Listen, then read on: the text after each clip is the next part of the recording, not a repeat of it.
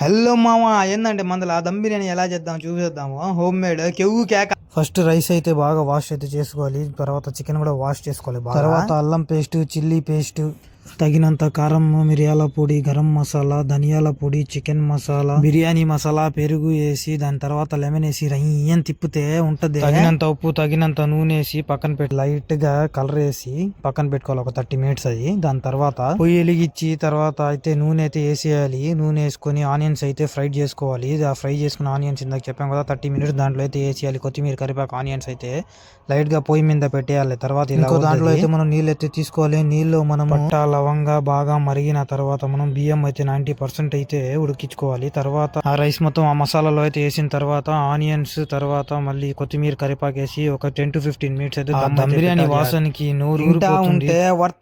worth కళ్ళు చెదిరిపోయేలాది కాదు మా నోరు చెదిరిపోతా